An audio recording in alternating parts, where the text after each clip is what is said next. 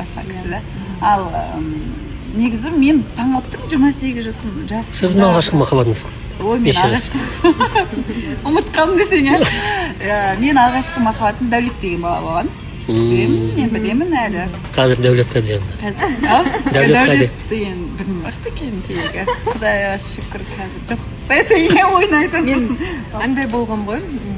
Негізі мен өзімді өзім қатты жақсы көретін адаммын. Бірақ бұрын нарцисс болып жақсы. Ол енді қазір айтып жатыр Қаржан, аптасына 3 рет кездесеміз деп жатыр.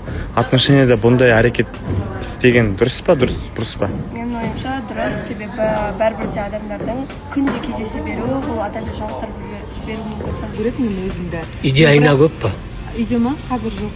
Айна көп емес. Өйткені қазір мен здоровый өзіме деген андай махаббатта. Ал бұрын андай нарцисс сияқты махаббат болған, қазір здоровый махаббат өзіме. Ну, кемшілігімді мойындай білемін деген сияқты. И ол нәрсеге өсу үшін де біраз жаңада опыттар керек. И 28 жасымда мен Қыздар арасындағы дау. Қыздар арасындағы дау бұл бітпейді бұл. Бұларға бәріне, үшеуіне де, екеуіне де күйеуге шығып беру керек бұларға. Сосын қояды. Оған жек көрмей?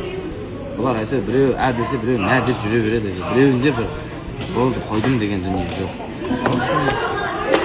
Бір тоқтататын ер азамат керек. Үшеуіне де? Әлі болатын. Әлі болып жатыр.